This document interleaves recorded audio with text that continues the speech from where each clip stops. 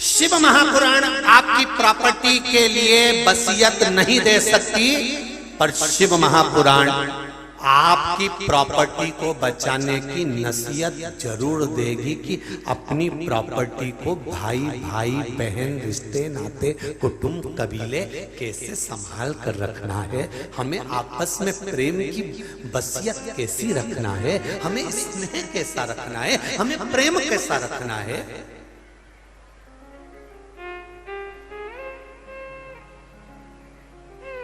अशोकनगर वालों से एक प्रश्न पूछना है, पूछ लूं क्या? अरे बोलो तो जम के उत्तर दे दोगे? ठीक है, उत्तर देना। दो व्यक्ति पानी में डूब रहे हैं, गहरे पानी में डूब रहे हैं दो व्यक्ति। एक वो डूब रहा है जिसको तुम प्यार करते हो, और एक वो डूब रहा है जो तुम्हें प्यार करता है। तुम किसको बचाते हो?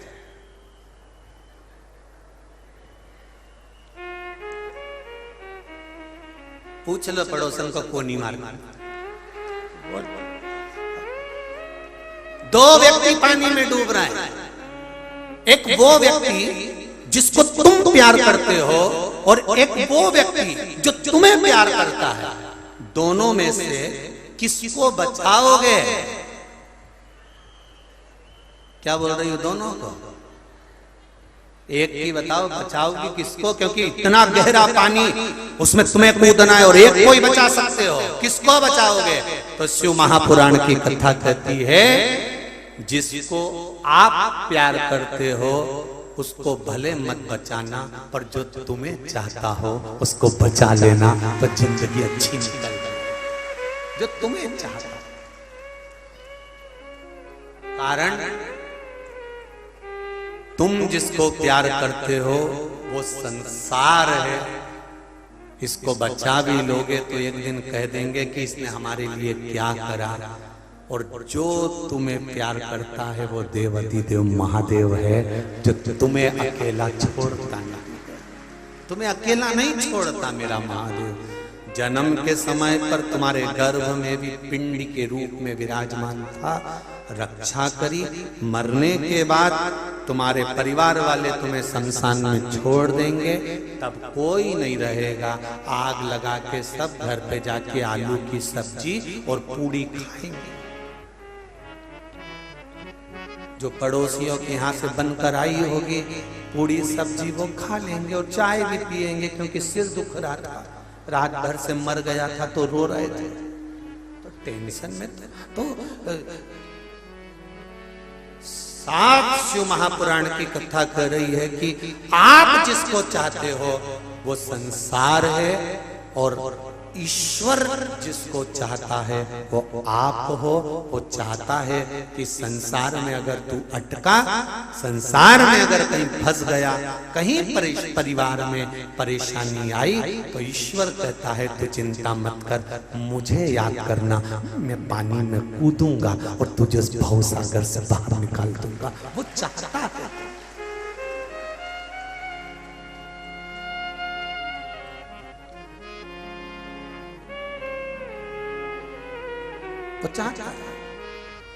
हम तेरी दुनिया में आकर खो गए, हम तेरी दुनिया में आकर खो गए,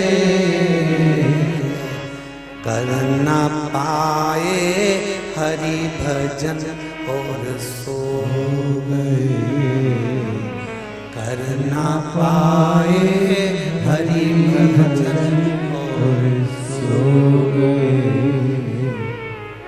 आप संसार को चाहते हो पर परमात्मा आपको चाहता है। आप संसार को पकड़ना चाहते हो, परमात्मा आपको पकड़ना चाहता है।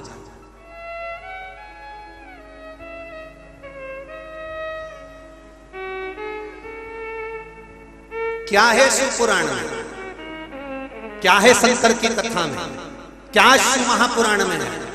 पूरे अशोक नगर में चर्चा का विषय है कि ये शिव पुराण में ऐसा है क्या, जिसे देखो 2-2 किलोमीटर गाड़ी रोक दी, वहां से पैदल चले जा रहे अपने अपने बच्चों को साथ लेकर।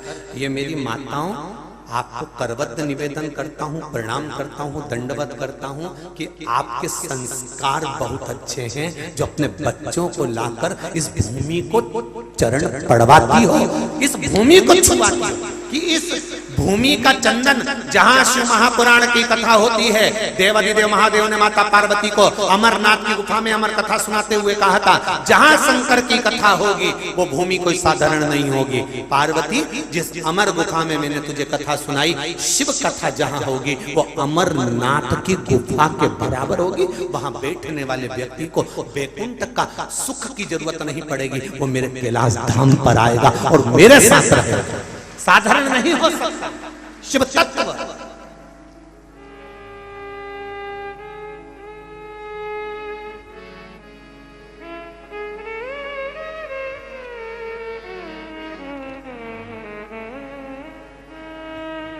शिव तत्व साधारण नहीं। आज कथा छठे दिन की विराम होगी, कल कथा 7वें दिन की। कल की कथा जो 7वें दिन की होगी वो दोपहर में नहीं होगी। कल की कथा सुबह 9 बजे से 12 बजे तक अशोकनगर में होगी और टीवी पर दोपहर में 2 बजे से 5 बजे तक आएगी। टाइम इसलिए चेंज करा गया है कि 2 बजे से 5 बजे तक टीवी पर कथा सुनकर, मोबाइल पर कथा सुनकर, 5 बजे के बाद जो चावल के दाने आप कथा में सुनने के लिए बैठोगे, वो चावल के दाने फोटो के सामने या अपने पूर्वजों के नाम से आप परिंदे के पास में, और उसी चावल के दानों को अपनी छत पर डाल देंगे और दिया लगाने, जब कथा पूरी हो जाए 5 बजे की कथा टीवी पर, मोबाइल पर सुन लो। उसके बाद में शाम के समय प्रदोष काल में कोई नदी, कोई तालाब, कोई बावड़ी, कोई कुआं जो हो, अगर बावड़ी, कुआं, तालाब भी नहीं हो तो तुम्हारे घर में जो मटका हो, पानी का स्थान हो, वहां पर दिया लगा देना। अगर वो भी नहीं हो तो पीपल का वृक्ष हो, वहां दिया लगा देना। पर दिया घी का, लंबी बाती का अवश्य लगाना। और लंबी बाती का दिया लगाने के बाद अपने पितरों से झोली पसार कर प्रणाम जरूर कर कर कहना, बाबा अगले वर्ष मैंने सुना है कि तू पितर है और पितर अपने घर के भंडार भर कर जाते हो, तो हमारे घर का भी भंडार भर कर जाना, हमारे रोग से मुक्त कर कर जाना, कृपा कर कर जाना। अपने पूर्वजों को कहकर जरूर जाना। वो देगा क्या? जितने लोग कथा सुन रहे हो, अगले वर्ष अशोकनगर की कथा याद करोगे कि मेरे बाबा की मैंने विनती करी थी और दिया लगाया था, तो क्या किया दिया मेरे भोले बाबा।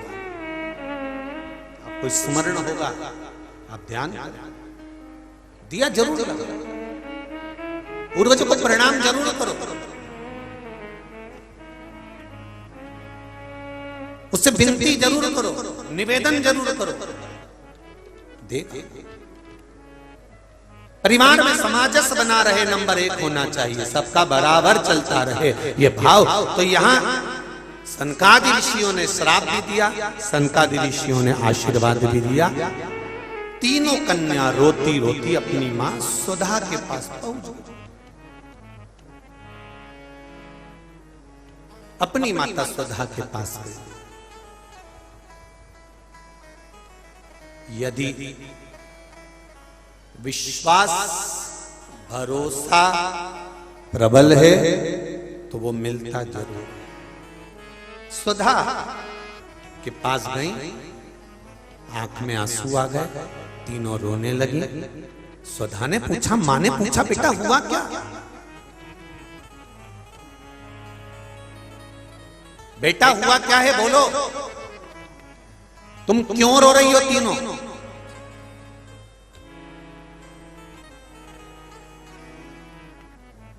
मेरा माता और पिता से एक निवेदन है, आप अपने बच्चों के बेस्ट फ्रेंड बनिए, आप अपने बच्चों के अच्छे दोस्त बनिए।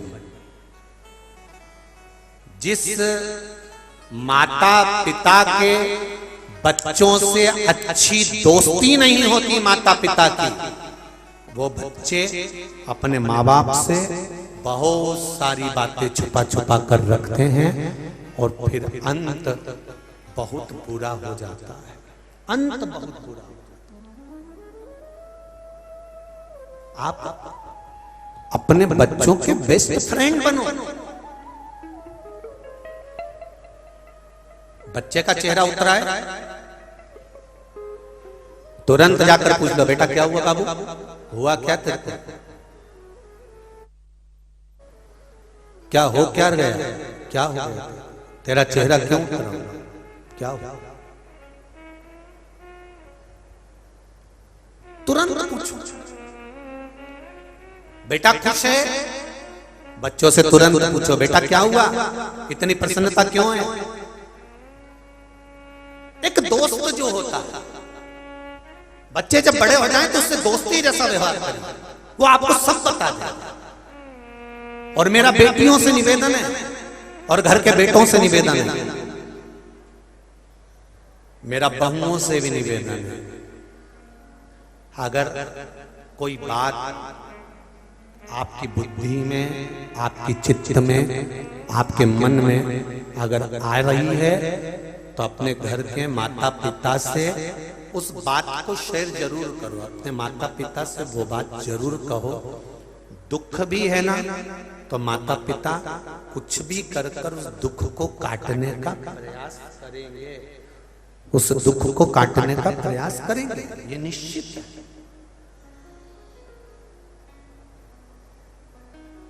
अब कहो तो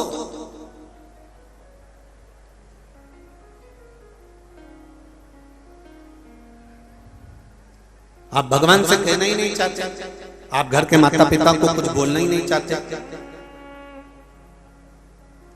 जब तक अपने माता पिता से नहीं कहोगे तो वो बात हल कैसे होगी। एक दोस्त की तरह,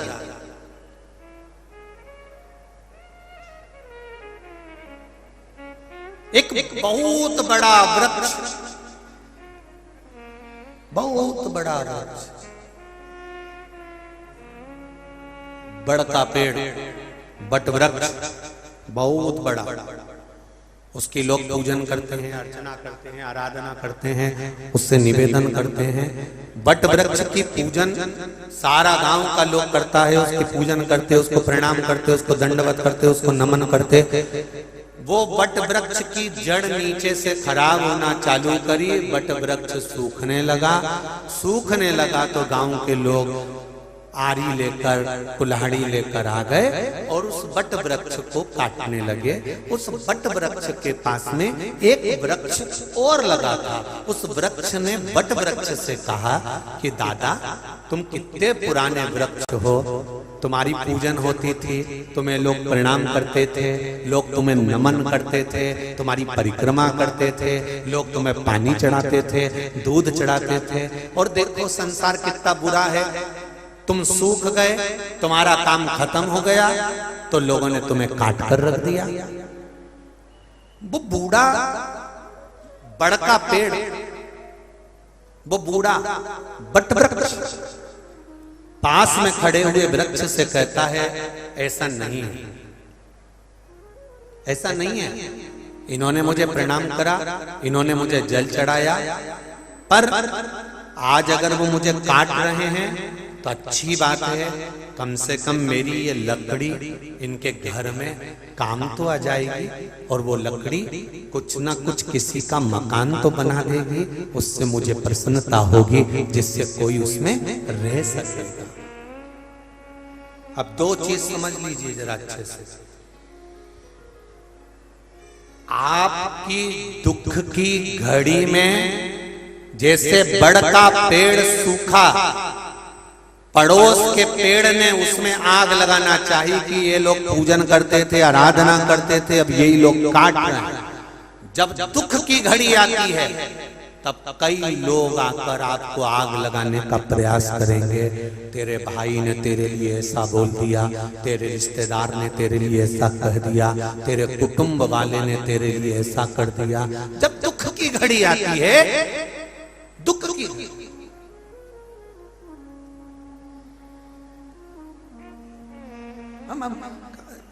कई बार हमने एक बात कही है, आज फिर कह रहे हैं आप लोगों के साथ। हो सकता है कई लोगों को इस बात से बुरा भी लग जाए। पर लग जाए तो लग जाए, उससे कोई फर्क नहीं पड़ता।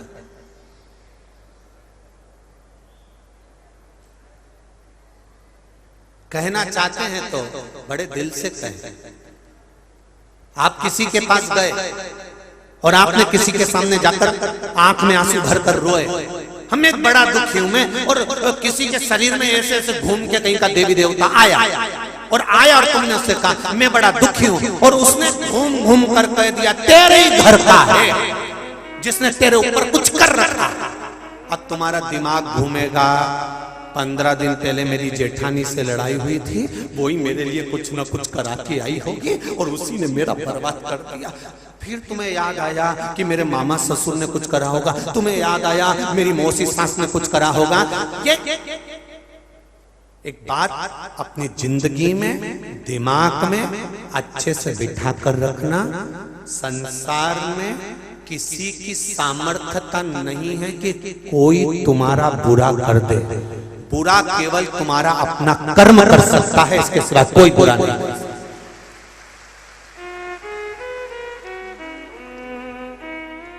बुरा केवल तुम्हारा कर्म कर सकता है। इसलिए बार बार कथा में कहते हैं मत बुरे कर्म कर वरना पछताएगा, भगवान की आंखों से तू बच नहीं पाएगा, तू बच नहीं पाएगा।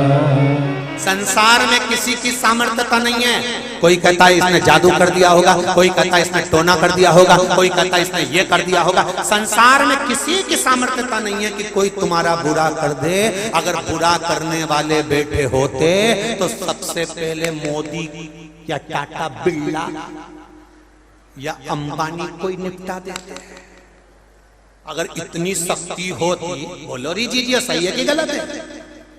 संसार में अगर बुरा करने वाले होते तो सबसे पहले ये विद्या करके इसको निपटा दो और ये विद्या करके उसको निपटा दो। संसार में कोई किसी का बुरा नहीं कर सकता। शिव महापुराण की कथा, शमशान में रहने वाला मेरा भोलेनाथ माता पार्वती से कहते हैं पार्वती किसी की सामर्थ्यता नहीं कि कोई किसी का बुरा कर दे। बुरा तो केवल उसका किया गया कर्म करता है, और कर्म का भोग तो परमात्मा को भी भोगना पड़ता है। सीता जी ने चिड़िया को कैद में रखा तो उनको कैद में रहना पड़ा। राम जी ने छुपकर बाण छोड़ा सुग्रीव को मारने के लिए, बाली को मारने के लिए, जब छुपकर छोड़ा तब उस समय पर उस बाली को मारने के लिए बाण छोड़ा तो वही बाली ने छुपकर इसको मारा, वही बाली छुपकर इसको। कृष्ण अवतार में छुपकर बाण छोड़े।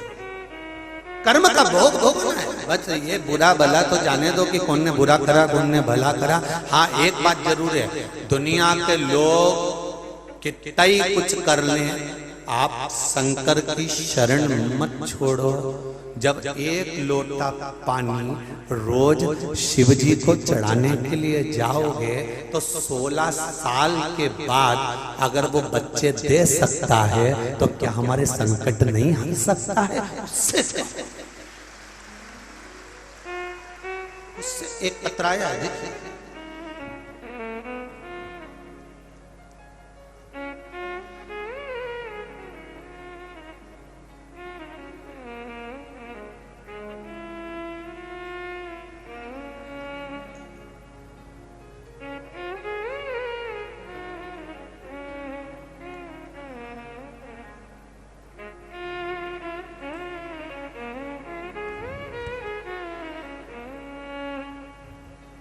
श्रीमती रेखा सिंह परियार, पत्नी महेंद्र सिंह परियार,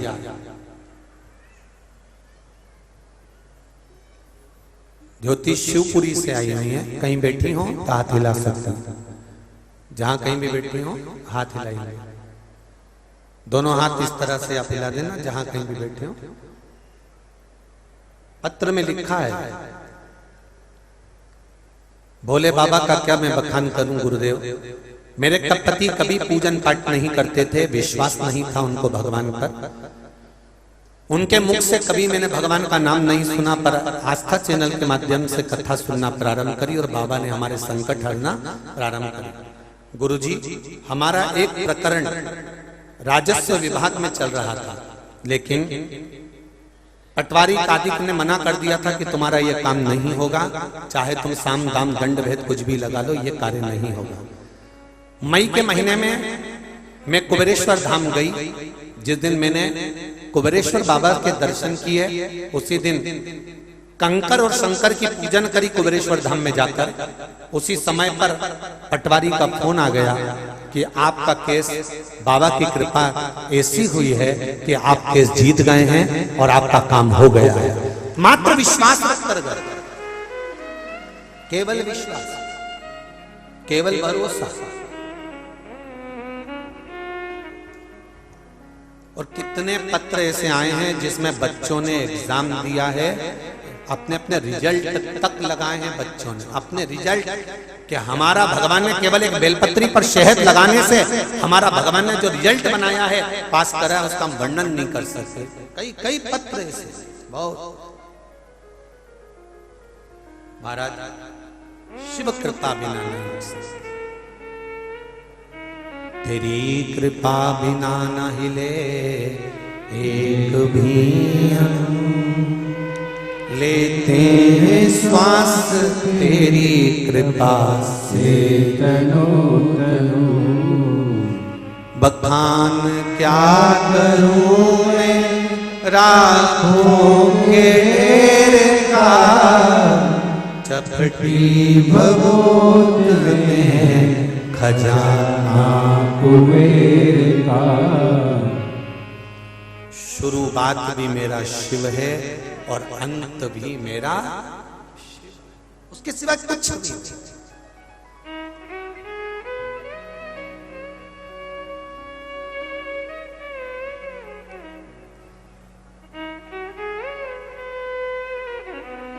केवल एक शंकर, केवल एक ओघड़ी।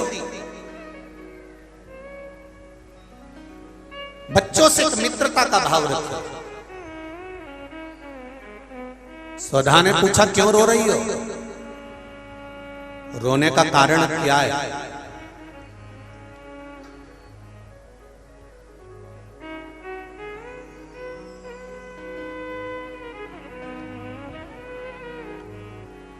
क्या कारण है रोने का?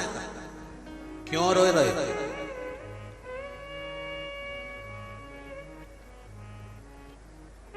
छोटी बेटियों की आंख में आंसू आए तो माँ उसको सहलाकर आराम से पूछे कि तुझे दिक्कत क्या है, क्या तकलीफ हो रही बेटा? किसी ने कुछ कह दिया है क्या? किसी ने कुछ बोल दिया है क्या?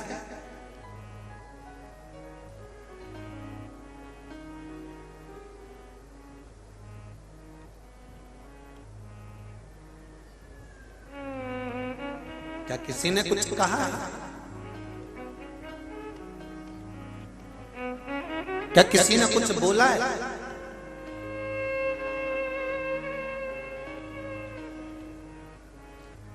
बड़ा विचित्र संसार। दशहरा आने वाला, ये नवरात्र निकलेगी और दशहरा आएगा।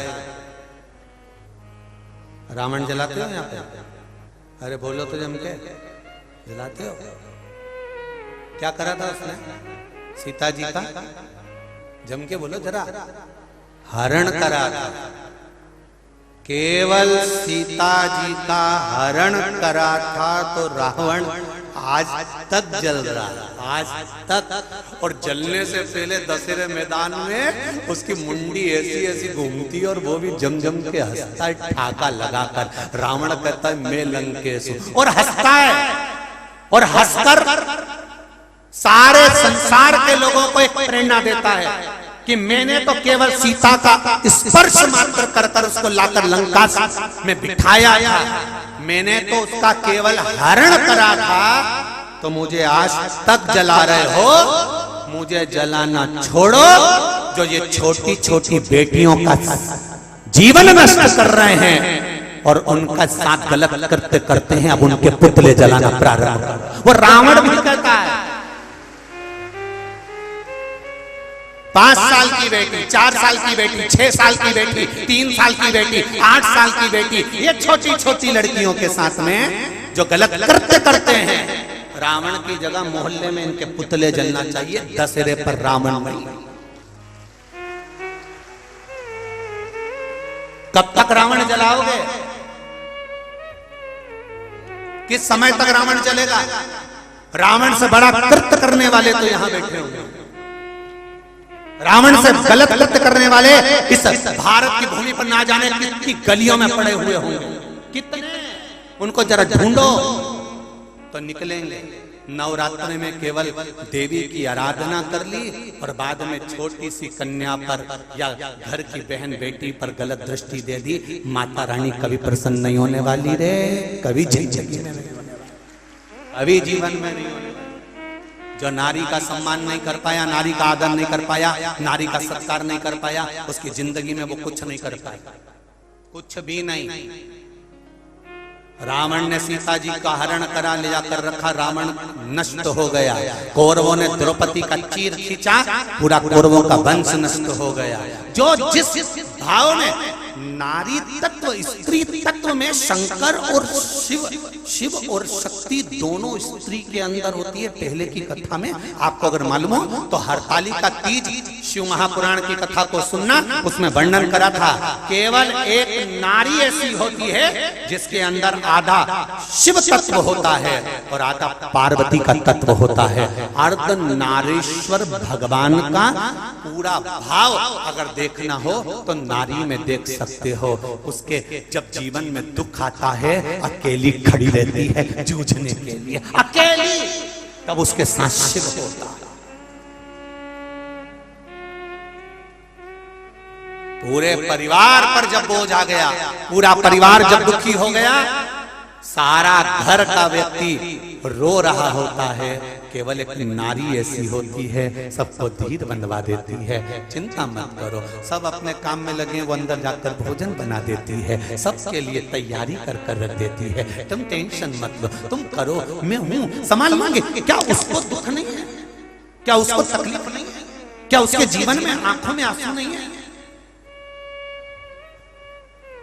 कितना दुख झेलती, कितना उस ये नवरात्रे केवल देवी की आराधना के नहीं, ये नवरात्रे नारी शक्ति के सम्मान के नवरात्रे हैं कि हमें नारी का आदर कैसे करना है, हमें नारी का सम्मान कैसे करना है, हम कैसे सम्मान करें उनका, कैसे आदर। स्वधा ने अपनी बेटियों से पूछा, तुम्हारी आंख में आंसू क्यों है, क्यों रो रही हो? मैना ने कहा, कला बोली, मां हमें श्राप लगा। किसका? सनकादि ऋषि ने। क्या श्राप दिया? मृत्यु लोक में जाना पड़ेगा, तुम्हें पृथ्वी पर जन्म लेना पड़ेगा। क्यों टेंशन लेती हो? श्राप मिला है ना, चिंता नहीं करना। दुख आया है ना, कटेगा जरूर, पर हमने संत के चरण पकड़े मां, और उन्होंने हमें वर दिया कि तुम्हारी गोद में 3 कन्याएं खेलेंगी जो जगत का कल्याण करेंगी। बस तो फिर अब रोना क्या? अब रोना क्या?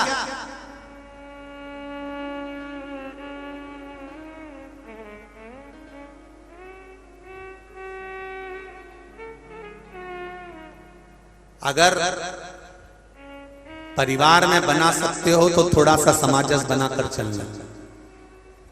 जरा सी लड़ाई में मायके पहुंचकर तलाक का केस मत लगाना, बन सके तो थोड़ा समाजस बिठाना। अदालत में किसी भी जज महोदय से जाकर अदालत में, आजकल तो जज साहब के पास जाने की जरूरत नहीं, नेट पे सर्च करो, मालूम पड़ जाएगा कि अदालत में तलाक के केस कितने चल रहे हैं। आप सर्च करिए, आज के जमाने में पैसियां भी मालूम पड़ जाती है कब की किसकी कहां है। कितने तलाक के केस, कितने ढेर तलाक के केस चल रहे हैं। पूछा एक दो बेटियों से, हमने भी पूछा बेटा तलाक क्यों ले रही हो? कहा गुरुजी इनके साथ में रह नहीं सकती, ये तो बहुत बेकार नेचर के हैं, बहुत बेकार व्यवहार है इनका, दिन भर माता पिता का सम्मान करते हैं, मुझको पूछते तक नहीं है, मुझे ऐसे पति के साथ नहीं रहना। तो हमने उससे कहा बेटा तू तलाक ले लेगी फिर क्या करेगी? मैं और दूसरी शादी कर लूंगी। ठीक है बेटा, और मालूम पड़े अभी तो तुझको काल भेरू मिला है और आने वाले समय में बटुक भेरू मिल गया है, तो अगर ललाट पर भगवान ने इसी से सुख लिखा होता तो सुख मिलता कि नहीं मिलता? अगर ललाट में इससे दुख लिखा है तो तू 10 शादी भी कर ले, तेरी जिंदगी में दुख ही लिखा हो तो सुखी नहीं हो सकता। जहां विवाह हुआ है वहां एडजस्ट कर कर चलने का प्रयास करिए। थोड़ा गरम, थोड़ा नरम, थोड़ा प्रेम, थोड़ा स्नेह, थोड़ा समर्पण, थोड़ा आंख में आंसू, सब चलेगा और जिंदगी निकल जाएगी। जरा जरा सी बात में अदालत में पहुंच गए, जरा जरा सी बात में नहीं मैं अपनी बेटी को नहीं भेज रहा, मैं तो तलाक मांगूंगा, मैं तो ये करूंगा, ले तलाक। दूसरा शादी करके भी तुम दुखी, अगर इसके साथ विवाह होने के बाद भी दुखी हो तो 50 भी कर लोगे तो भी दुख तो रहना ही है। जरा विचार करो कितना ज्ञानी थे जनक जी महाराज, कितने ज्ञानी कि उनके बराबर कोई ज्ञानी नहीं था। सुखदेव जी महाराज के गुरु थे, उनके घर में जो विद्वान पंडित थे उनके घर में कितने बड़े बड़े गुरु जी बैठे हुए थे। जरा विचार करना, क्या उन्होंने सीता जी का स्वयंवर रखा, स्वयंवर रखने के बाद विवाह पक्का किया, विवाह करते समय सीता और राम का क्या मिलान नहीं करा होगा? शादी की तारीख नहीं देखी होगी कि इस तारीख को शादी करेंगे, दोनों सुखी रहेंगे, दोनों आनंद में रहेंगे। जनक जी ने कितना कितना बेटी का भाग्य दिखवाया होगा, कितनी पत्रिका दिखवाई होगी, कितना यश दिखवाया होगा। क्या जनक जी को यह मालूम था कि मेरी बेटी को वन वन डोलना पड़ेगा? क्या जनक जी को यह मालूम था कि मेरी बेटी गर्भ से रहेगी और उसको जंगल में छोड़ दिया जाए?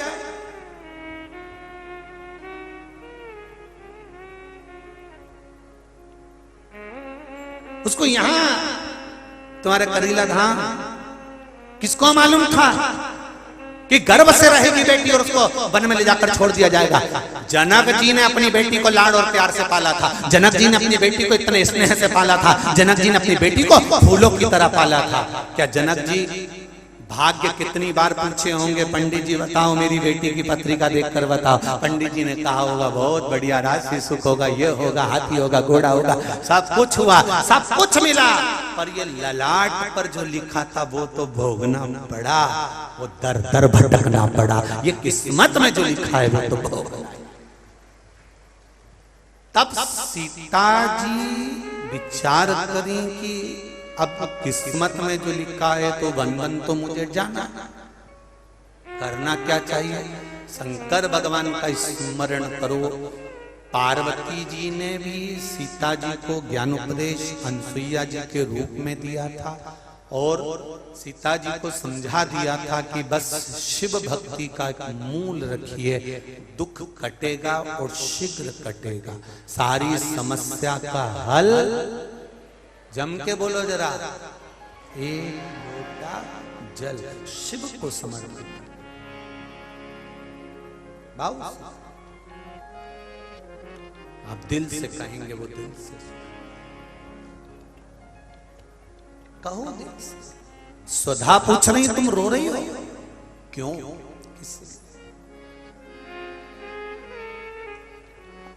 जो ललाट पर लिखा उसे कोई टाल नहीं सकता।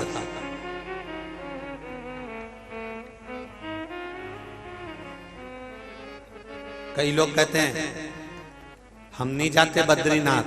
हमने पूछा क्यों? अरे गुरुजी ठंड बहुत पड़ती है, पहाड़ी रास्ता है, कुछ हो गया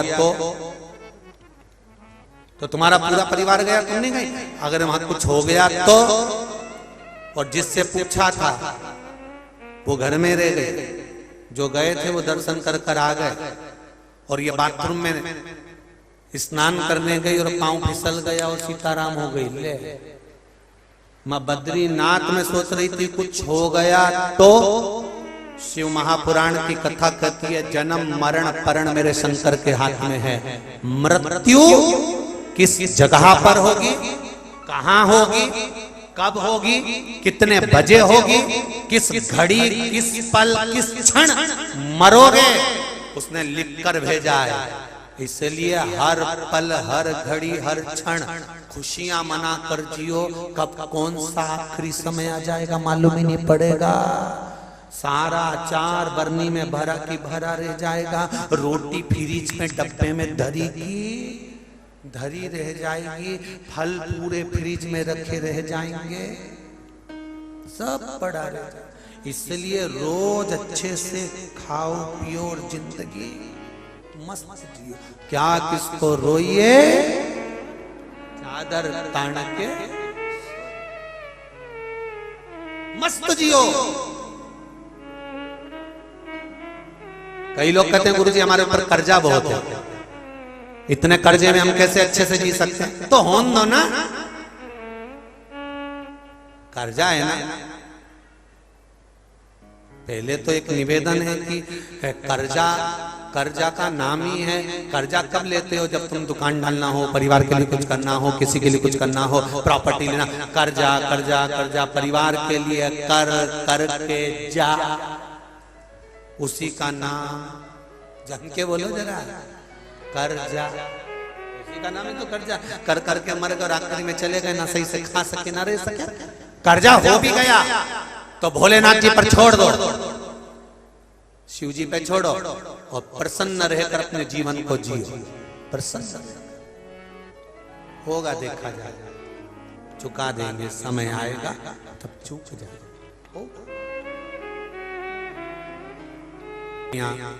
मृत्यु लोक में जन्म ली मैना, जिनकी गोद में माता पार्वती जी आई। धन्या सुनैना जी बनी, जिनकी गोद में सीता जी आई। कला कीर्ति बनी, जिनकी गोद में राधा जी। ये तीन देवियां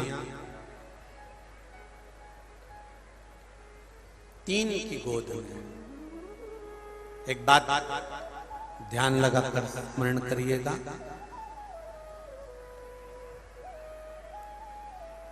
जब भी भगवान शंकर को जल चढ़ाओ,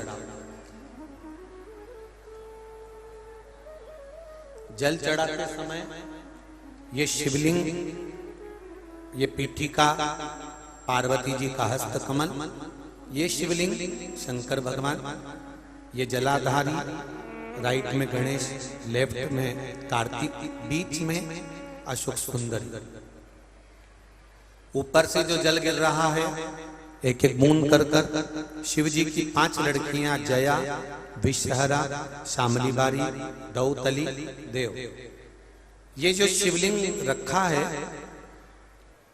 ये गोल पीठिका जो है, ये पार्वती जी का हस्त कमल।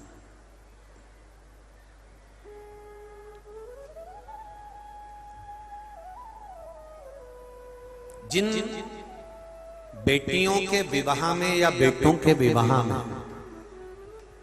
देरी होती हो और संबंध नहीं जमता, अपने पितरों का स्मरण कर कर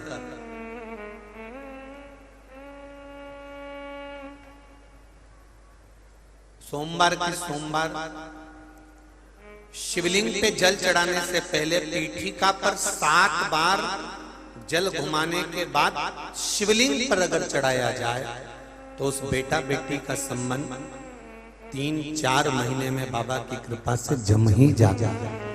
पीठिका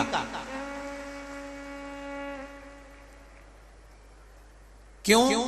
क्योंकि पितरों की बेटी मैना, और मैना के घर में जो पार्वती मैया का प्रागट्य हुआ है, मैनावती पार्वती मैया को जो प्रकट करी है, जन्म दी है, तो स्वधा ने ये वर प्रदान करा था तीनों देवियों को। तीनों देवी।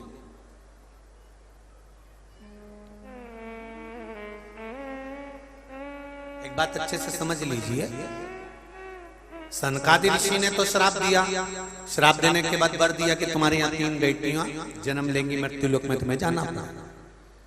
पर अपनी बेटी को विदा करने से पहले मृत्यु लोक में मैना, धन्या, कला, इन 3 बेटियों को मृत्यु लोक में भेजने से पहले इनकी माता स्वधा और पितरों ने इनको आशीर्वाद प्रदान करा, इनको आशीर्वाद।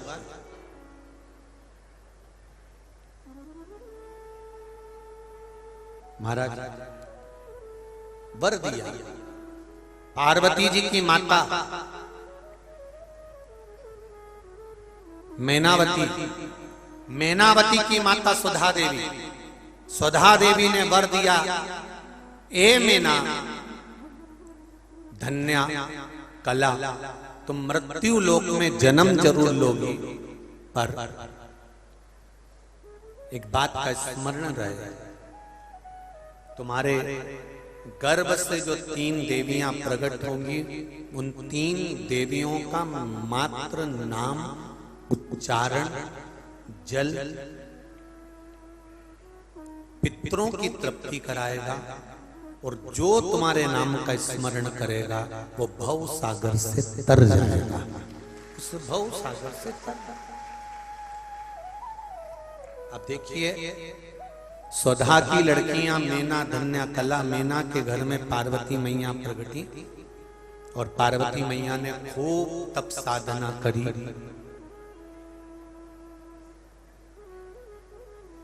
केवल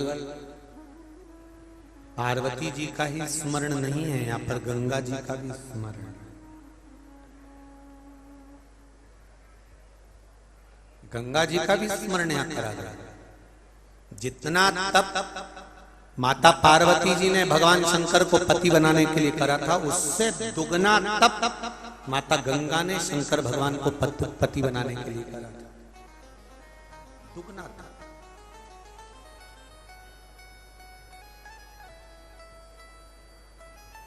और आखिरी में हुआ क्या? शंकर भगवान की जो पत्नी बनी, अर्धांगिनी बनी, वो पार्वती जी बनी। गंगा तो रो पड़ी, गंगा के नैनों से तो जल बहने लगा, रो रही है, आंसू ढाल ढाल कर रो रही है। तो शिव जी ने पूछ लिया, गंगा तू क्यों रो रही है, तेरे रोने का कारण क्या है? गंगा जी कहती हैं, आपने पार्वती को अर्धांगिनी बना लिया, मुझे नहीं बनाया। शिव जी कहते हैं, गंगा तो रोना क्यों? गंगा कहती है, मैंने पार्वती से ज्यादा तप करा, जितना तप माता पार्वती ने करा उससे दुगना तप मैंने करा, जितनी आराधना पार्वती ने करी उससे दुगनी आराधना मैंने करी, जितनी साधना पार्वती ने करी उससे दुगनी साधना मैंने करी। फिर मुझे धर्मपत्नी क्यों नहीं बनाई? परसों की कथा में कहा था, भगवान ने तुम्हारे लिए कुछ अच्छा चुन कर रखा होगा, इसलिए रोना मत ही। अगर कुछ हाथ से चला भी गया तो कुछ अच्छा मिलने वाला होगा, इसलिए भगवान ने वो नहीं, भगवान ने नहीं।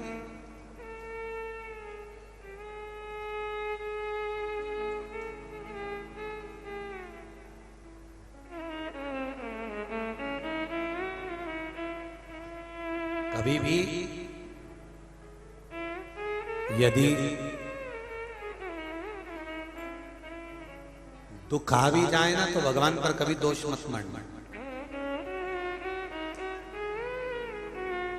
अगर तकलीफ आ भी जाए तो भगवान पर कभी दोष नहीं मढ़ना कि भगवान तुमने ऐसा, नहीं नहीं नहीं नहीं, ये तो कर्मों का खेल है। भगवान ने कुछ अच्छा सोचा होगा तो अच्छा मिलेगा, ये निश्चित है। शिव जी ने कहा, गंगा तुम क्या चाहती? गंगा कहती है, अब आप तो पार्वती के पति हो गए, अब मैं चाहूंगी तो क्या चाहूं? आप पार्वती के पति हो गए, मैं कुछ चाहना क्या? फिर भी गंगा क्या चाहती है?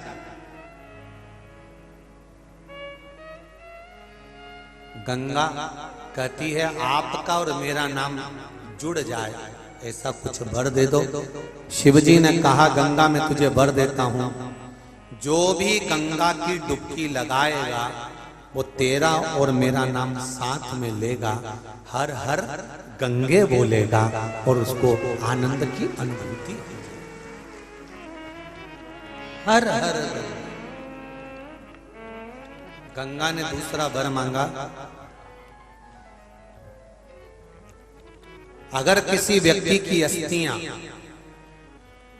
मेरे जल में आकर डाली जाए, जितने दिन तक गंगा के जल में किसी व्यक्ति की अस्थियां पड़ी रहेगी उतने दिन तक उसको बैकुंठ का सिंहासन पर बिठाया जाए। ये वर दे दीजिए, ये वर दो। इसीलिए कहते हैं ये भारत की भूमि है। अमेरिका में कोई मरता है तो उसको डेथ कहते हैं, ये मर गया, डेड बॉडी, डेड एक्सपायर हो गया। पर भारत में अगर कहीं का बेवड़ा भी मरता है ना तो उसके नाम के आगे भी लिखा रहता है स्वर्गवासी। अब बताओ इतना बड़ा बेवड़ा था, दिन भर पी के पड़ा रहता था, इतना बड़ा पापी, इतना गंदा काम करने वाला, इतना गंदा काम करने वाला भी मरता है तो भारत की भूमि पर उसके नाम के आगे एक्सपायर नहीं लिखा होता, क्या लिखा होता है? स्वर्गवासी। क्यों? क्योंकि ये भारत की भूमि केवल पूरे एशिया में एक ही भूमि ऐसी है भारत की जहां पर पाप करने वाला मरता है तो भी उसको स्वर्ग मिलता है। इसलिए इसका नाम मरने पर लिखा जाता है स्वर्गवासी, एक्सपायर नहीं, डेथ नहीं। कितना भी पाप करने वाला मरा तो भी वो स्वर्गवासी लिखाया, तो भी वो वैकुंठ अधिपति के पद पर बैठने वाला लिखा।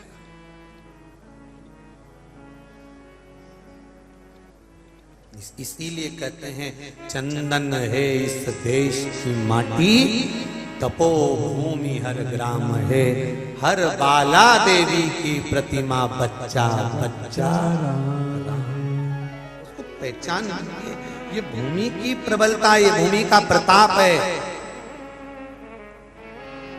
भूमि का प्रताप।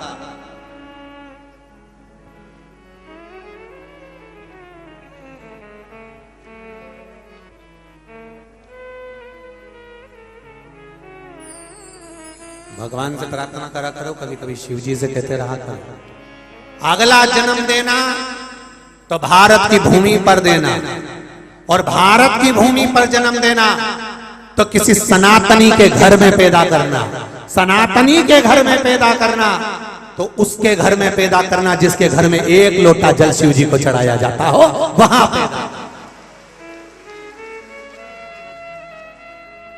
जहां शिव की आराधना होती है, शंकर का गुणगान, शंकर का स्मरण, शंकर की भक्ति, क्योंकि ये बार बार जन्म नहीं देती शंकर की भक्ति। एक बार शिव की आराधना करी फिर अगला जन्म नहीं है, अगला जन्म सीधे मोक्ष है, सीधे मोक्ष। मुक्ति और मोक्ष में अंतर है। मुक्ति का मतलब होता है एक योनि से छूटे दूसरे में पहुंच गए, दूसरे योनि से छूटे तीसरे में पहुंच गए, तीसरे से छूटे चौथे में पहुंच गए। और मोक्ष का मतलब एक जन्म लिया, भजन कर कर निकल गए, उसके बाद कोई जन्म नहीं, कोई जन्म नहीं।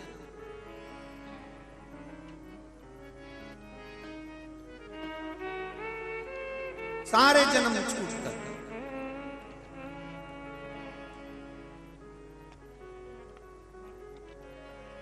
महाराज शिव कथा कह रहा है, शंकर का गुणगान कह रहा है। गंगा ने वर मांगा कि जितने दिन तक मेरे जल में अस्थियां पड़ी रहेगी उतने दिन तक वो जीवात्मा बैकुंठ में पड़ी रहेगी। वर दे दिया। फिर गंगा ने कहा मुझे वर दो कि अगर पार्वती के यहाँ संतान हो तो मेरे यहाँ भी संतान हो। गंगा तेरा और मेरा विवाह नहीं हुआ है तो तेरे यहाँ संतान कैसे होगी? गंगा जी कहती हैं आप शिव हो, जो दुनिया का कोई नहीं कर सकता वो मेरा कंकर और शंकर महादेव कर सकता है, आप कर सकते, जो कोई नहीं करेगा वो आप करो।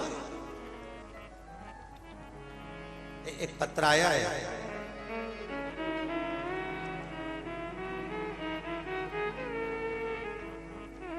रेखा शर्मा, ग्राम चांदपुर, जिला शिवपुरी।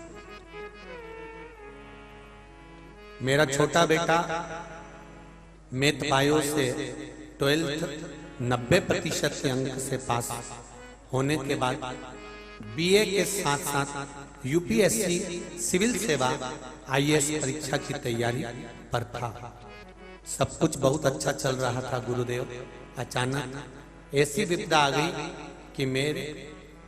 कि जिसका मैं वर्णन नहीं कर सकता। एक लड़की ने मेरे बेटे पर गलत इल्जाम लगा दिया, झूठा प्रकरण दर्ज करा दिया, जिसके दौरान मेरे बेटे को जेल हो गई। बेटे के जेल जाने के बाद ऐसा लग रहा था जैसे सब कुछ समाप्त हो गया हो। बहुत प्रयास किए पर स्त्री के पक्ष में निर्णय रहते हैं, इसलिए छोड़ा नहीं गया। कुछ भी काम नहीं आया गुरुजी, ना कोई सत्ता, ना कोई धन, ना कोई वैभव। धीरे धीरे समय निकलता रहा। 2 महीने हो गए थे, तीसरा महीना भी निकलना चालू हो गया गुरुदेव, और उसको बेल नहीं मिली, उसको जेल के अंदर ही रखा। क्या करें? मेरी बड़ी बेटी ने टीवी पर आस्था चैनल पर कथा श्रवण करी और कहा कि मामा कथा श्रवण करो, बाबा कुछ अच्छा करेगा। और मैंने कथा सुनना प्रारंभ किया। गुरुजी आपने जैसा बताया उसके अनुसार पशुपतिनाथ का व्रत प्रारंभ किया। व्रत करने के बाद 27 मई 2022 को कथा के अनुसार कुबेरेश्वर धाम सीहोर गई। वहां बाबा के दर्शन किए, कंकर शंकर की पूजन करी। कंकर शंकर की पूजन कर रुद्राक्ष वितरण बंद था, तब मैं कंकर लेकर आ गई और कंकर लाकर मैंने घर में पूजन करना प्रारंभ करा, जिसके फलस्वरूप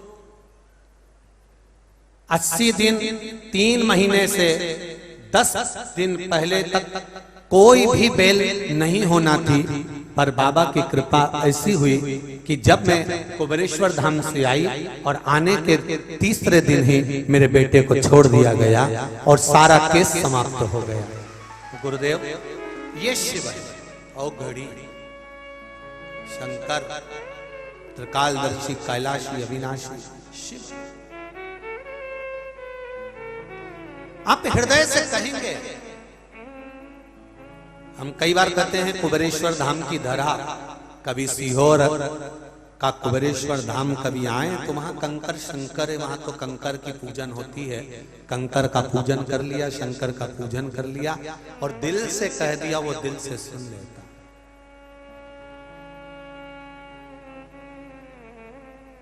रुद्राक्ष वितरण भले अभी नहीं हुआ प्रारंभ, पर हम भी प्रयास है कि दीपावली के बाद कोई एक तारीख ऐसी निश्चित कर देंगे जिस तारीख से रुद्राक्ष का वितरण प्रारंभ हो जाएगा और आप लोगों को रुद्राक्ष जो कैंसर है, लीवर है, किडनी है, सबको प्राप्त हो जाए, ऐसा भाव हमारी भी है मन में।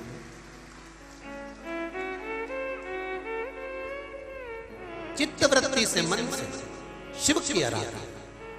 गंगा जी ने कहा मेरे यहाँ संतान प्राप्त हो, ऐसी कृपा करिए। शिव जी ने वर दिया, गंगा मेरी 11 संतान तेरे जल से प्रकट कर। शंकर भगवान की 5 लड़कियां, जया, विषहरा, शामली बारी, दोतली, देव, ये 5 बेटियां शंकर भगवान की गंगा के जल से प्रकट हुई और षडानंद कार्तिक के 6 रूप में गंगा के जल से प्रकट। शिव कथा का भगवान शंकर का संवाद है। पार्वती जी ने तप साधना कर कर शिव को प्राप्त करा। एक बात और स्मरण में रहे, महाराज 12 महीने शिवरात्रि आती है। आज भी शिवरात्रि है, आज भी शिवरात्रि है, और आज भी, और वो भी श्राद्ध पक्ष की शिवरात्रि।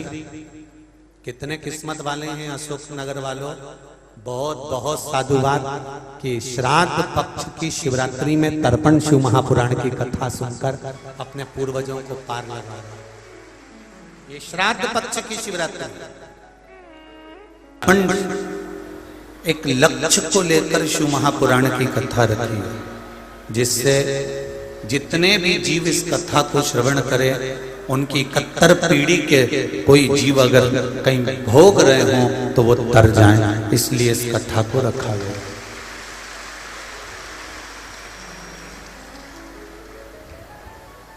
बहुत अपार जन समुदाय में आप लोग आए हो, बहुत दूर दूर से आए हो, पर 3 घंटा आप जब तक कथा में बैठो तब तक इस कथा में शिव महापुराण के सामने तुम्हारी दृष्टि, श्रवण शक्ति, तुम्हारा मन, चित्त ये परमात्मा में होना चाहिए। आसपास वाला कितना भी बोले पर अपने को उधर दृष्टि नहीं करना, क्योंकि 1 मिनट की भी कथा नहीं छूटना चाहिए। घंटे घंटे 4-4, 5-5 घंटे पहले से इंतजार कर रहे हो कथा का, वो छूटना नहीं चाहिए। एक चाबी घर से लेकर आए,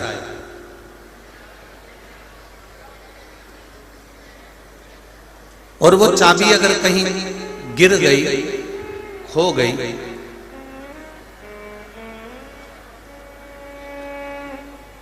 कहीं गुम हो जाए,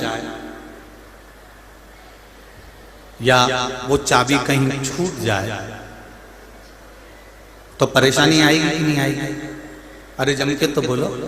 घर गए तो कितने परेशान हुए, अरे वो चाबी ना जाने कहाँ रह गई, मैं तो कथा में गई थी, मैं तो भगवान के भजन में गई थी, वो चाबी ना जाने कहाँ चली गई, वो चाबी ना जाने कहाँ छूट गई। कितने परेशान हो रहे हो, दरवाजा खुल नहीं पा रहा,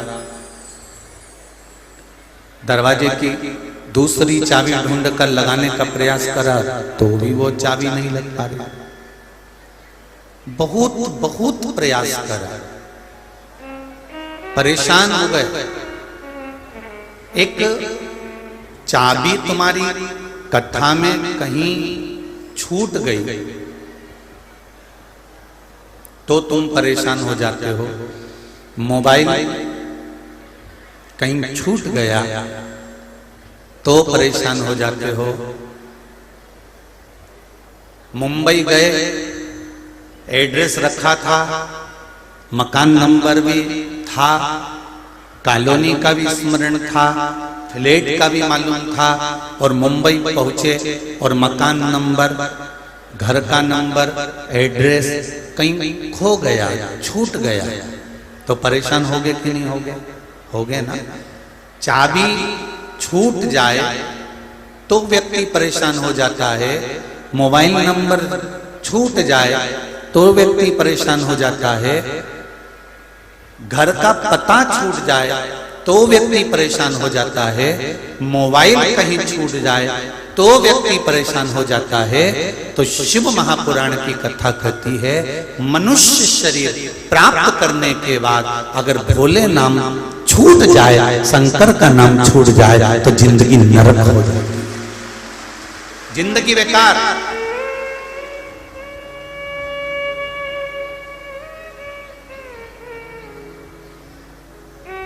मानव शरीर प्राप्त करने के बाद अगर परमात्मा का नाम छूट गया, मानव शरीर प्राप्त करने के बाद यदि भगवान का नाम छूट गया, तो ये जीवन का कोई महत्व नहीं, इस जीवन का कोई मोल तत्व नहीं।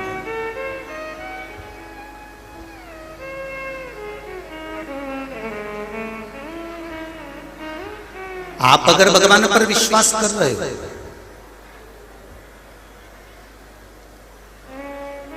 कई पढ़े लिखे जो लोग होते हैं, हम उनको पढ़ा लिखा कह रहे हैं, पर उनके नाम के आगे होना चाहिए लिखे पढ़े।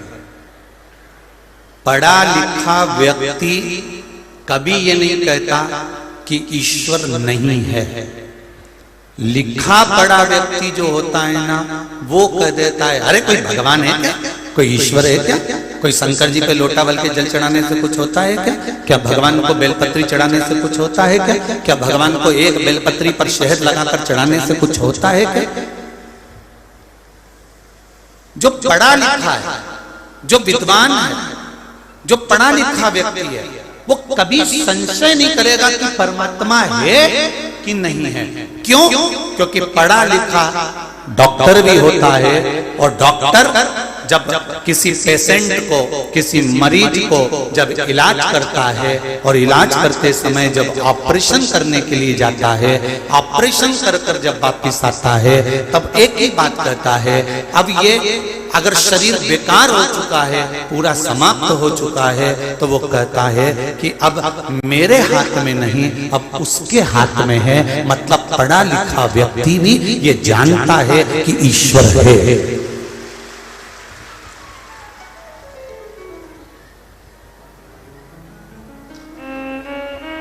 पढ़ा लिखा व्यक्ति भी ये जानता है कि ईश्वर है, और जो कहता है कि आओ भगवान को जल चढ़ाने से कुछ होता है, सूर्य नारायण को अर्घ्य देने से कुछ होता है, गाय को रोटी देने से कुछ होता है, कौवे को ग्रास देने से कुछ होता है, क्या पितरों को भोजन कराने से कुछ होता है। जो पढ़ा लिखा है वो ऐसी बात नहीं करेगा, वो कभी नहीं करेगा। अच्छी पढ़ाई जिसने करी है, जो विद्वान है, जो विद्वत्ता में परिपूर्ण है, वो कभी इस तरह की बात नहीं करेगा। पर जो लिखा पढ़ा होता है,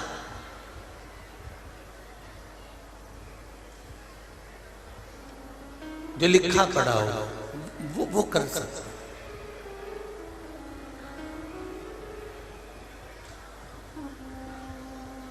वो कभी ईश्वर की निंदा ही नहीं करेगा। पढ़ा लिखा व्यक्ति कभी ईश्वर की निंदा नहीं करता। उसने मन में एक विचार बनाया, हाँ ये जरूर है, पढ़ा लिखा व्यक्ति ढोंग ढकोसला या फालतू के जो नाटक होते हैं ना, इसको पढ़ा लिखा व्यक्ति कभी पसंद नहीं करता, कभी पसंद नहीं करेगा। चोंगे जैसी आवाज आ रही है, उसको सुधार ला। पढ़ा लिखा व्यक्ति ढोंग ढकोसले को या फालतू के प्रपंच को कभी पसंद नहीं करता। पढ़ा लिखा व्यक्ति केवल इतना जानता है कि ईश्वर है, कोई सत्ता, कोई ईश्वर, कोई परमात्मा जरूर हमारे ऊपर विराजमान है। जब हम कोई कार्य करते हैं तो उसकी दृष्टि में रहता है, और रहता है तो वो संभाल लेता है, ये निश्चित है।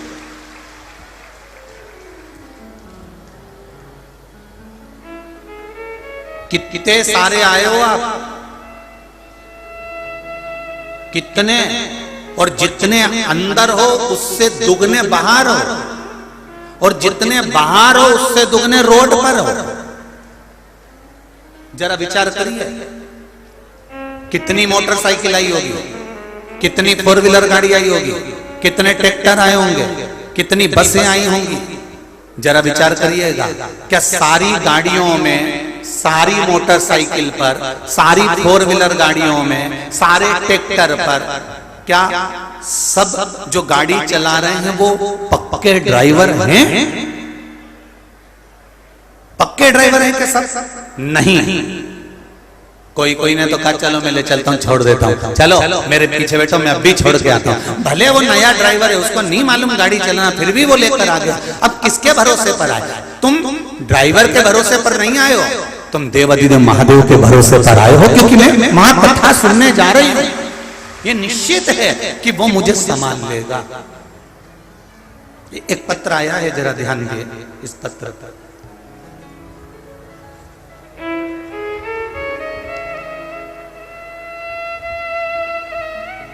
मेरा नाम अनीता साहू है, मुंगावली जिला अशोकनगर की रहने वाली हूँ। मेरी शादी को 16 साल हो चुके थे। मेरी कोई संतान नहीं थी।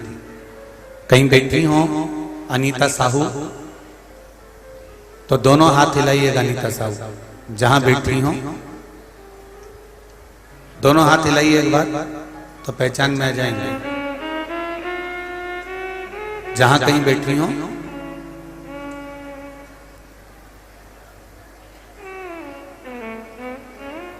कहीं दिख रही हो तो हाथ हिलाइएगा। अनीता जी साहू, मैं मुंगावली जिला अशोकनगर की रहने वाली हूं। मेरी शादी को 16 साल हो चुके थे। मेरी कोई संतान नहीं हुई। सारे डॉक्टरों को दिखा लिया, भोपाल तक का इलाज, ग्वालियर तक का इलाज करवाया, पर डॉक्टरों ने कहा था तुम्हें संतान का सुख नहीं है। अंत में मैं हताश होकर बैठ गई। पहली कथा मैंने 2020 में श्रवण करी, 19 में, और कथा श्रवण कर कर मैंने 1 लोटा जल शिव जी को चढ़ाना प्रारंभ करा। लोटा भर जल चढ़ाते चढ़ाते मैंने आचमन करना प्रारंभ करा। 3 महीने तक मैं मंदिर में लगातार, जैसे आप कहते हो कि 3 महीना तो कम से कम भगवान का इंतजार करो, मैं 3 महीने मंदिर जाती रही, आचमन करती रही, बेलपत्री चढ़ाती रही, खाती रही। जिन डॉक्टरों ने कहा था 16 साल तक मुझे संतान नहीं हुई, बाबा की कृपा से 3 महीने बाद मेरा गर्भ ठहर गया और 2/5/2020 में गुरुजी भगवान की कृपा से मुझे पुत्र रत्न की प्राप्ति हो गई। और बाबा की कृपा देखिए गुरुजी, 2/5/2020 में मेरे यहाँ पुत्र हुआ और 21/9/2021 में मेरे घर एक बेटी का और जन्म हो गया। जो डॉक्टर कहते थे कि 16 वर्ष तक जो कहते रहे कि संतान नहीं होगी, संतान नहीं प्राप्त होगी, मैं दोनों बच्चों को लेकर शिव महापुराण में इस शंकर भगवान की कंकर की भूमि को दंडवत करने आई हूं। मैं इस भूमि को नमन करने आई हूं। जहां कहीं भी बैठी हूं बहुत बहुत साधुवाद। बाबा देवादी दोनों बच्चों के फोटो इस पत्र में उन्होंने लगाए हैं, बेटा और बेटी के। जो लोग एलईडी पे देख रहे हैं वो देख सकते हैं, और जो लोग सम्मुख में देख रहे हैं वो देख सकते हैं। शिव कृपा शंकर। हम तो अशोकनगर वालों से कहेंगे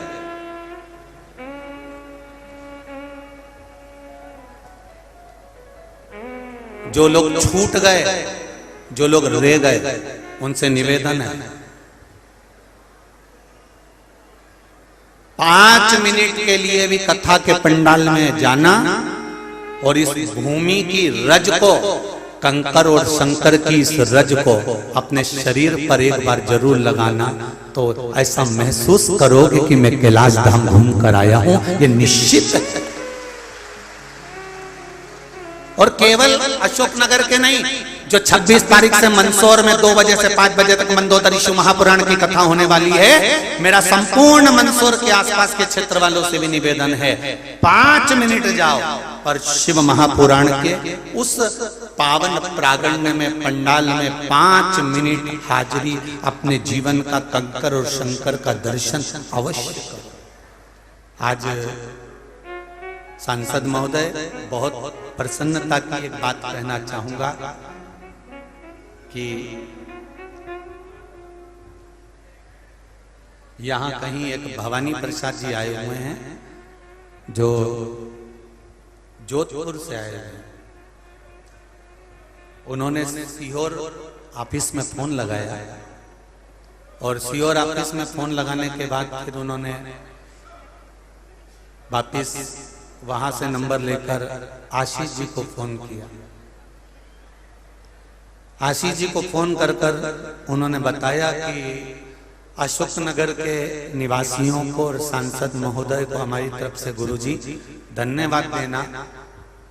2 दिन पहले की बात है गुरुदेव, मैं शुगर का मरीज, मेरी शुगर बाबा की कृपा से अब तो ठीक हो चली, पर मैं सुबह के समय पर भूखा नहीं रह सकता था। सांसद जी, उसके शब्द देखिए कितने जोरदार, उसने कहा कि मैं सुबह के समय पर भूखा नहीं रह सकता था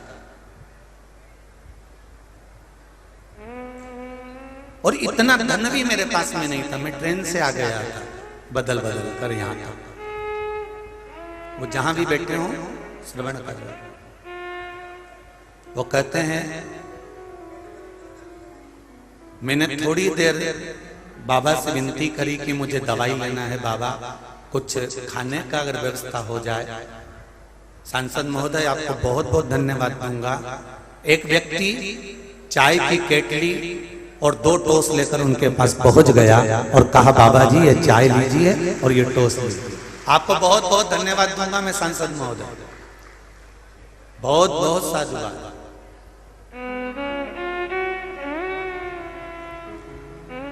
उसकी खुशी का मैं वर्णन नहीं कर सकता इस व्यासपीठ से।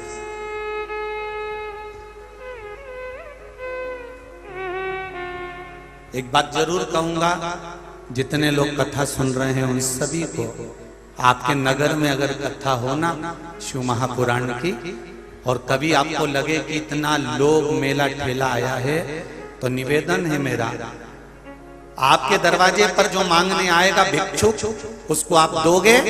वो जुए में लगा रहा है कि मदिरा में लगा रहा है कि मांसाहार में लगा रहा है ये पता नहीं, पर शिव महापुराण की कथा जो सुनने आता है 7 दिन तक शंकर का भजन करता है, उसको अगर आपने एक बिस्कुट का पूड़ा भी दिया है ना, तो ये निश्चित है कि वो आपके खाते में लिखा।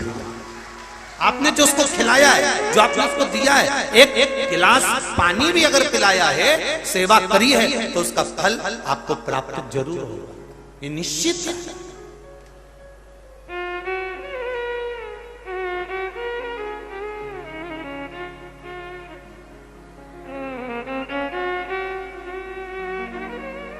उस बुजुर्ग व्यक्ति का एक शब्द था, सांसद जी, कहूंगा तो लोग कहेंगे कि गुरुजी व्यासपीठ से सांसद जी का वर्णन करें, पर उस बुजुर्ग अगर यहाँ बैठा होता तो मैं उसको माइक दे देता, कहीं बैठा जरूर है, उसको माइक देता बोलने के लिए।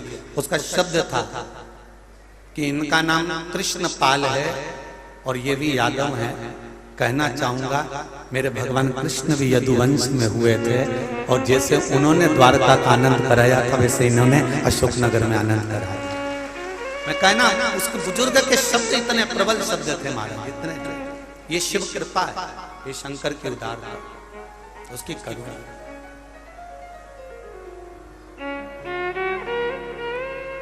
मैं कभी कभी बहुत आशीष जी को भी, आशीष को भी मैं कहता रहता हूं कि बहुत बहुत, जिस यदुकुल में भगवान कृष्ण का प्रागट्य हुआ, जिन यदुकुल में भगवान कृष्ण प्रगटे, वो यदुकुल कोई साधारण नहीं हो सकता। भगवान कृष्ण का ही एक आनंद देने वाला कुल है, ये कृपा। जब लगे जीवन में दुख, चाबी छूट गई तो कितने परेशान हुए, मोबाइल छूट गया तो कितने परेशान हुए, एड्रेस छूट गया तो कितने परेशान हुए। शिव महापुराण की कथा कहती है, अगर मनुष्य शरीर प्राप्त करने के बाद भगवान का नाम अगर छूट गया तो कितने परेशान हो गए, ये विचार करिएगा। कितनी योनियां काटना पड़ेगी, कितनी योनियों में जन्म लेना पड़ेगा, कितनी योनि काटने के बाद फिर वही 83,99,999 योनियां फिर काटी है, और काटने के बाद फिर मनुष्य देह, फिर मानव मनुष्य,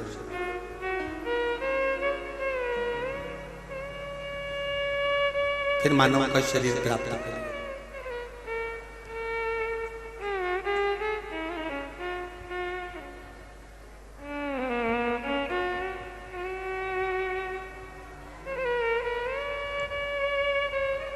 प्रभु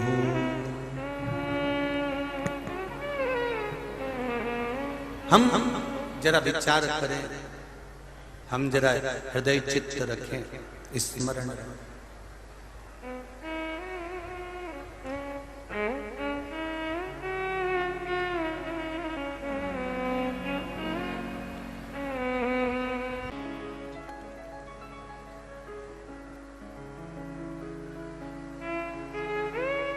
कल यहां से जाते समय किसी ने एक लेटर पकड़ाया है, उस पत्र में एक प्रश्न लिखा था, गुरुजी आप जब भी मंत्र बुलवाते हो तो सबसे कहते हो आराम से नीचे बैठो और बैठ कर फिर मंत्र का जाप करो। तो क्या खड़े खड़े जाप करेंगे तो क्या मंत्र का फायदा नहीं मिलेगा? एक तो अशोकनगर वाले प्रश्न भी ऐसा करते हैं भारी भारी। अगर मान लो हम खड़े और खड़े होकर अगर हम जाप करें तो उसका फायदा नहीं होगा।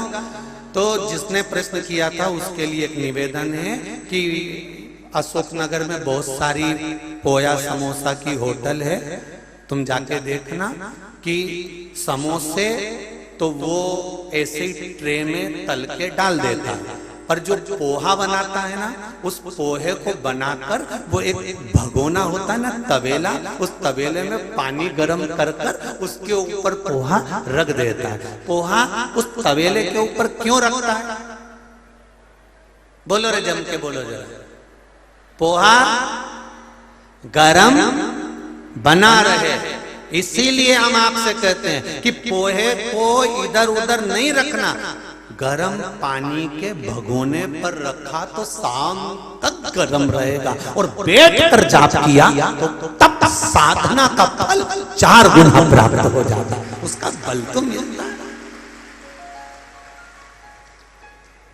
अब तुम केवल समोसा होते तो तुमको ट्रे में पटक देते कि तुम जहां खड़े हो खड़े रहो, पर पोहा पानी जो गर्म होता है उसके भगोने पर रखा जाता है जिससे पोहा गर्म रहे शाम तक। इसलिए सनातन हिंदू धर्म में, सनातन धर्म में आसन लगाकर बैठने का नियम है कि आसन लगाकर बैठोगे तो समझो कि ये इससे तप बल बढ़ रहा है, इससे जो प्राप्त हो रहा है उससे एक सुख का अनुभव होगा, एक आनंद का अनुभव।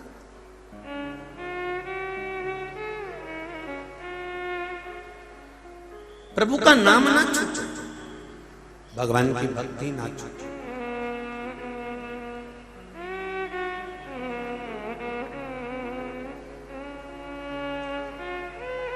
आसन की कितनी महत्वता है।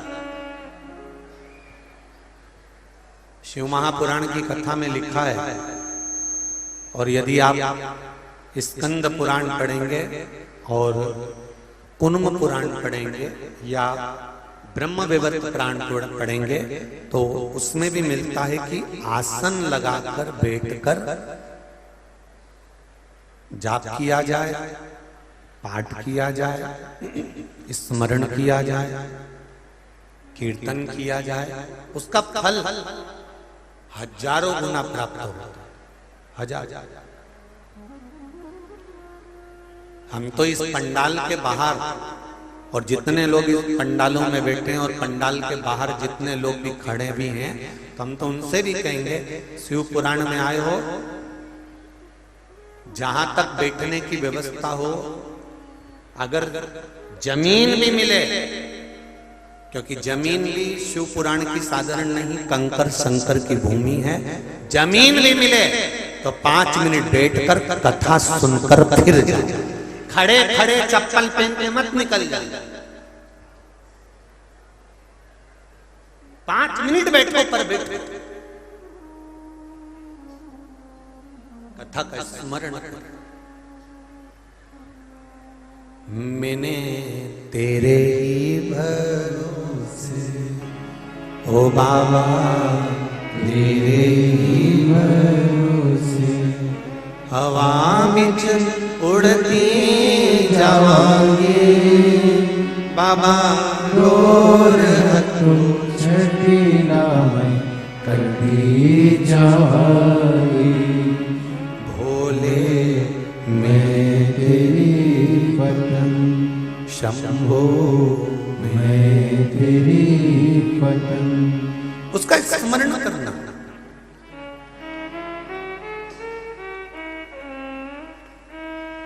स्वधा के घर में, पितरों की धर्म पत्नी के घर में, पितरों के घर में 3 बेटियों का जन्म हो गया, मैना, धन्या, कला इन तीनों को सनकादि ऋषि का श्राप लग गया कि तुम मृत्यु लोक में जन्म लोगी, पृथ्वी पर जाओगी। इन्होंने संतों के चरण को पकड़ लिया, क्षमा मांग ली, तो संतों ने आशीर्वाद दे दिया कि तुम तीनों के गोद में 3 बेटियां खेलेंगी जो जगत का कल्याण करेंगी, जगत का उद्धार।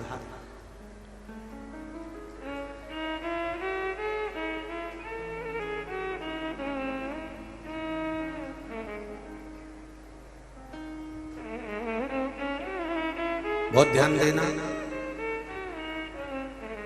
21,600 श्वास में से थोड़ी बहुत श्वास ऐसी होती होगी जिसमें तुम भगवान का भजन करते।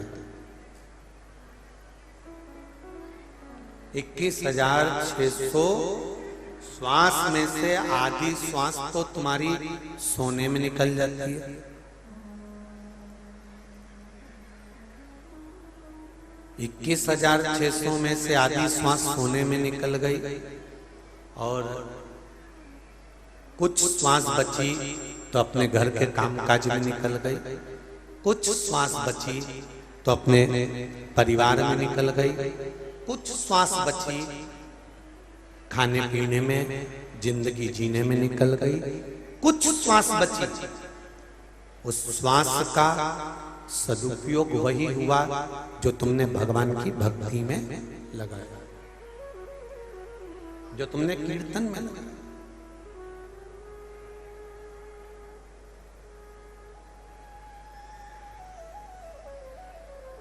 महाराज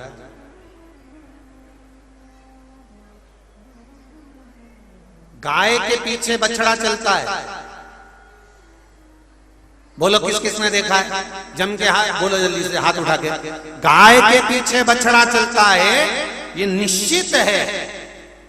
गाय के पीछे बछड़ा चलता है, पति के पीछे पत्नी चलती है, कभी कभी पत्नी के पीछे पति चलता है। और एक बात का स्मरण रखना, जो शंकर जी का भक्त होता है, भक्त के पीछे मेरा महादेव चलता है, ये निश्चित है। अगर गाय के पीछे बछड़ा चलता है, पति के पीछे पत्नी चलती है, तो भक्त के पीछे महादेव चलता है, ये निश्चित है कि वो चलता है। बस केवल एक भक्त का भाव होना चाहिए कि शंकर भगवान को मैं 1 लोटा जल चढ़ा रहा हूं, शिव जी को 1 लोटा जल समर्पित कर रहा हूं, शंकर भगवान को 1 बेलपत्री चढ़ा रहा हूं, शंकर भगवान को 1 चावल का दाना। उसका दिल, उसका हृदय, उसकी चित्त, उसकी वृत्ति, उसका मन शिव के प्रति जागरूक हो, दिखावे के लिए नहीं।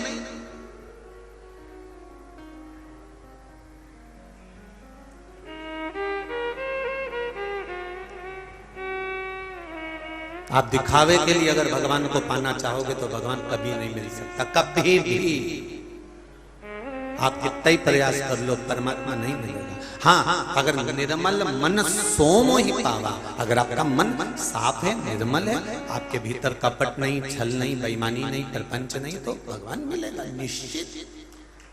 उसको पाने के लिए बहुत सहज स्वभाव।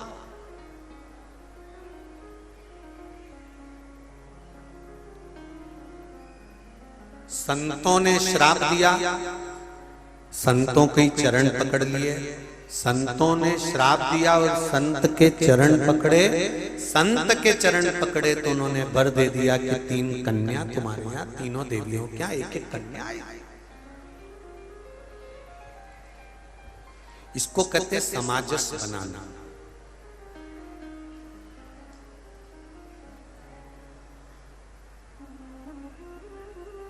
जूता पहनते हो पाँव में, चप्पल पहनते हो पाँव में।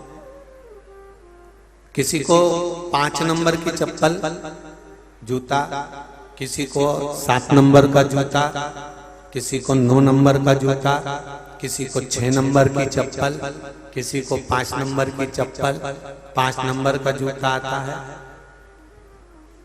दुकान वाला जब भी देगा आपको तो जोड़ी से देगा, या तो 5 नंबर का देगा, 6 नंबर का देगा। तो 6 नंबर का देगा तो दोनों चप्पल 6 नंबर की देगा कि एक 5 की एक 6 की देगा? अरे बोलो बोलो जम के, दोनों 6 की देगा ना। और 5 नंबर की देगा तो दोनों 5 नंबर की देगा। 4 नंबर की चप्पल देगा तो 4 नंबर की दोनों देगा। और मान लो तुमने कहा साहब हमारे पाँव में जूता पहनना है, और तुमने कहा कि साहब हमको जूता पहना दो, चप्पल पहना दो, और वो चप्पल लाया, और एक उसने तुमको 8 नंबर की पहना दी, और एक चप्पल उसने तुमको 6 नंबर की पहना दी। अब तुम कितने किलोमीटर चल सकते हो बोलो? 6 नंबर की चप्पल, 8 नंबर की चप्पल, 6 नंबर का जूता, 8 नंबर का जूता, एक पाँव में 6 नंबर का पहन लिया, एक पाँव में 8 नंबर का पहन लिया। जब दोनों के नंबर अलग अलग हैं, दोनों का नंबर मैच ही नहीं खा रहा, तो तुम 2 किलोमीटर भी सही से नहीं चल सकते। शिव महापुराण की कथा कहती है कि चप्पल भी 1 नंबर की होना चाहिए, तो आप कई किलोमीटर तक चल सकते हो, पाँव में छाला नहीं आएगा। उसी तरह घर में पति पत्नी का नंबर भी एक ही होना चाहिए, दोनों एक दूसरे के प्रति समर्पित होना चाहिए, तो कई किलोमीटर तक चल जाओ।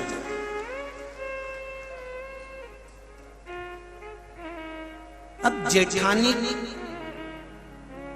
का पावर बढ़ रहा है 8 नंबर पर, देवरानी का पावर बढ़ रहा है 7 नंबर पर। अब परिवार वाले इनमें समाजस बिठा रहे, दोनों एक साथ रहना बेटा, सास आशीर्वाद दे रही दोनों साथ में रहना बेटा, ससुर आशीर्वाद दे रहे दोनों बहुएं साथ में रहना बेटा। तो देखो तो सही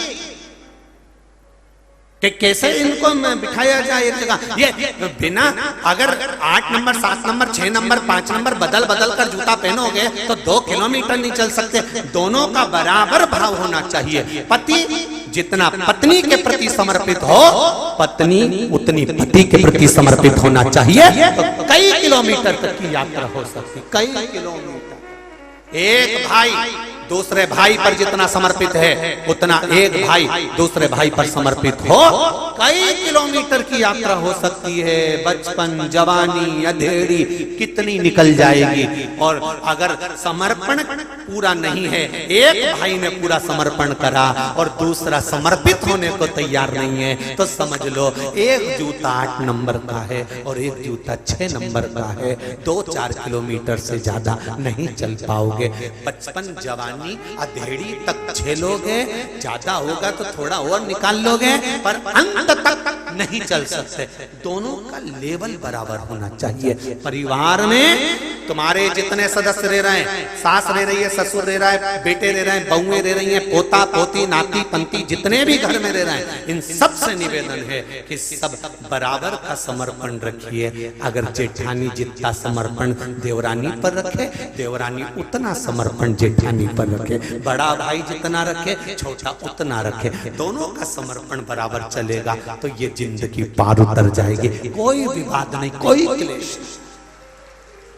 कोई विवाद।